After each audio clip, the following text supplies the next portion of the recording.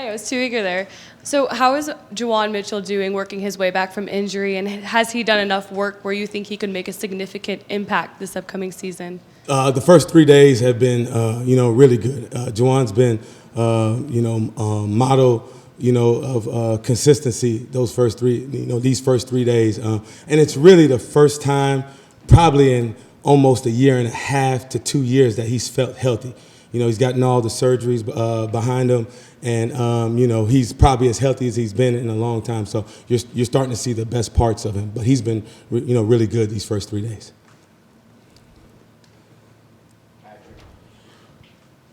Brian, just what would having him healthy and locked in, what would that mean for your group and for this defense? Like every team in the country, everybody's trying to build depth. If he's able to come in and be able to contribute at a high level, we'll feel like that just add to our numbers.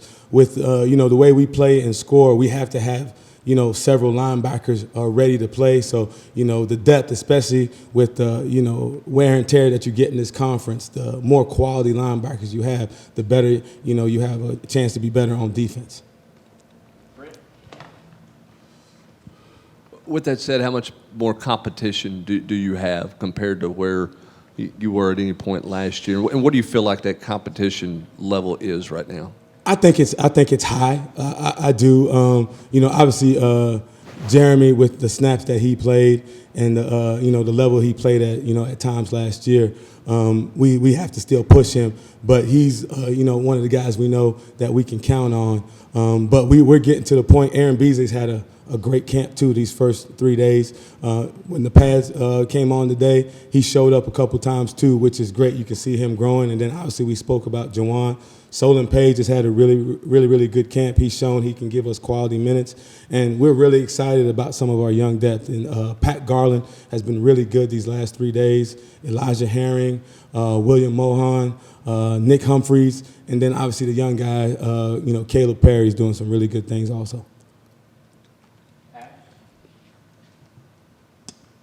The pass defense overall struggled at times last year. Yes. What part do you think the linebackers have in fixing that, and what issues did you see in terms of coverage last year with your linebackers?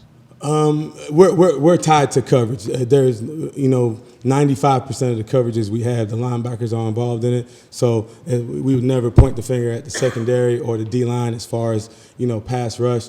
We have to do a better job, and I think our number one thing in pass coverage is getting to spots, being able to periff the quarterback and find receivers in our zone and be able to make plays. I think when you watch the film, we were in position to make a couple plays on the ball, and we didn't. And I tie that into the pass rush. We're a very aggressive defense, and we blitz, considerably. So as a linebacker, your pass coverage as a blitzer is to get that quarterback on the ground and get him off his spot to make him uncomfortable. All those things tie together. So we take as much responsibility as that in that as anything. But I feel like we've gotten better. And with our second year in the system, we haven't added that much. We've tweaked a couple of things, so the guys are a lot more comfortable with what we're doing.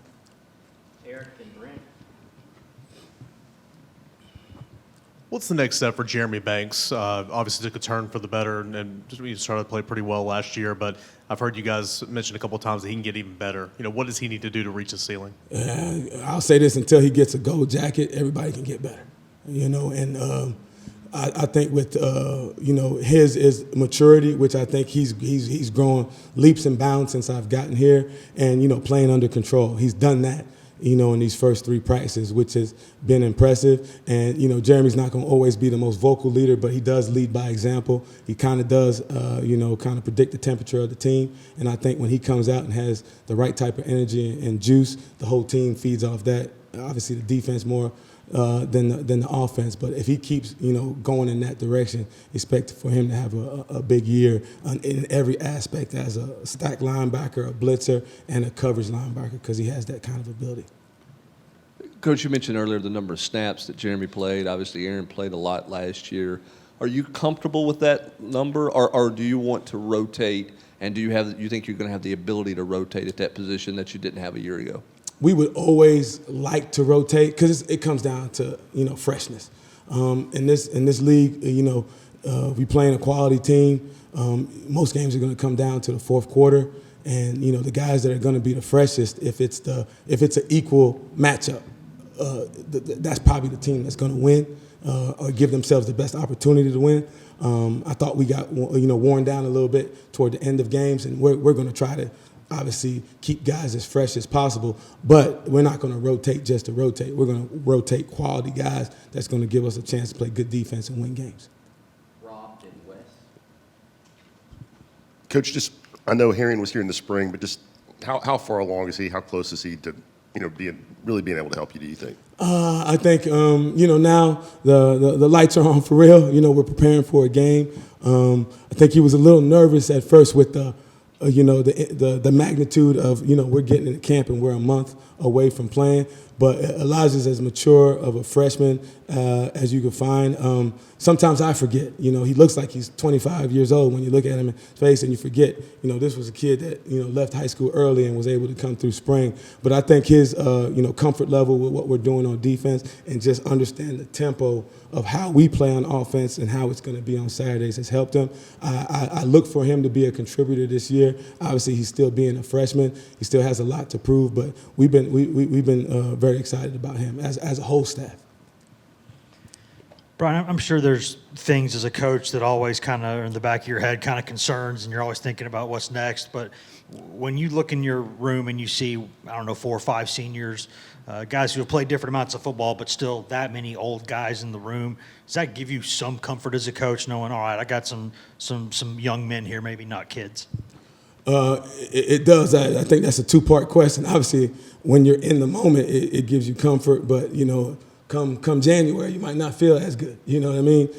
You always want to have a certain balance with young and old. Obviously, we're going to lean on some of the veteran guys that have kind of been in the fire a little bit, because they're going to make really good decisions in intense situations in games. But our goal is always with Coach Height, since we've got here, is the development piece. We have to make sure our young guys are going to develop and be ready to go, even if it might happen this year.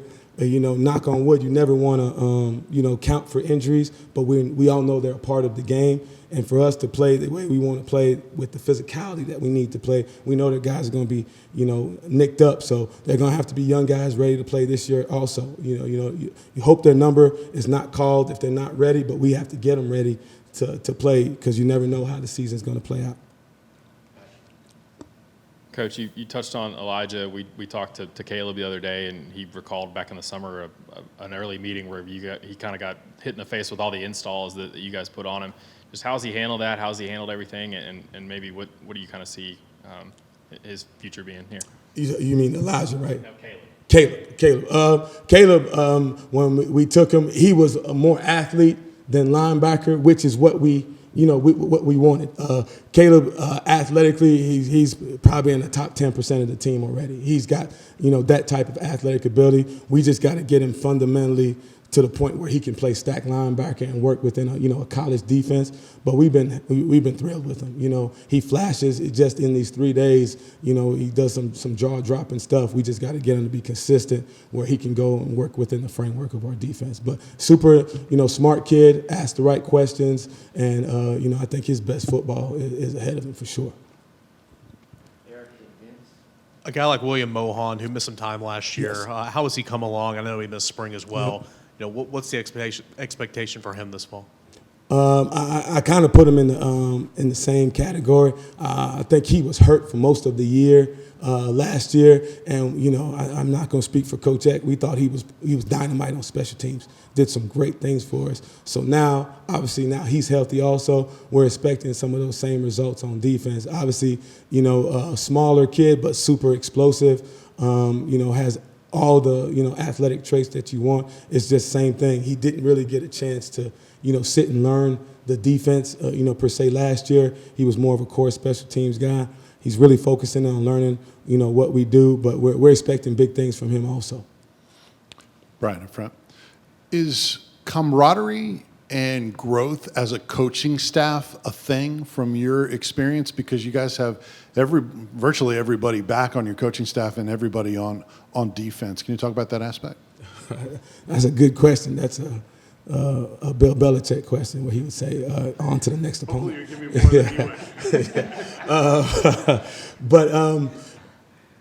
Yes, I would say that almost like what we talked about with the senior group, especially guys that have been together for a long time. I don't think there's any substitute for time, quality time as a unit, no matter what you're doing. It's funny that you say that because when you look at the meetings, we went over our pre-practice schedule and we went over it like we were the first-time staff, which is what you should do. But we all looking at each other and we can almost complete each other's sentences, and that's what you want. We kind of are comfortable with each other, and that does add to growth because you can expand on things, whether it be offensively, defensively, or just the team aspect of it. What's good, what's bad. We can trust each other and know we're going to make the right decisions, and I know that's going to obviously play out very well for us, once the season starts. Last one to Wes.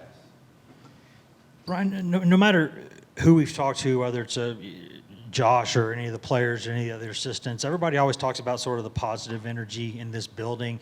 How do you go about, making sure that does happen, that it stays positive, but everybody's still working, everybody's still pushing, but, the guys seem to like being around each other here, and that's not something you always see. I think it always starts with the head coach.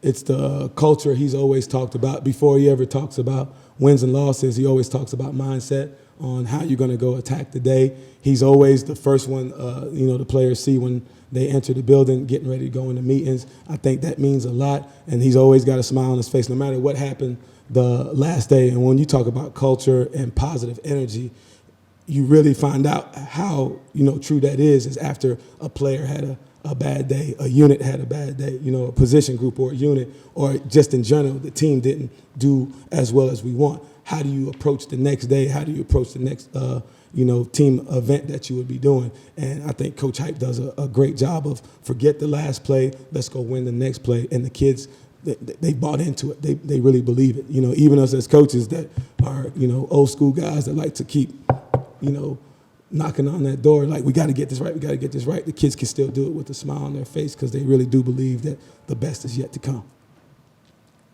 Thank you. Thank you, guys.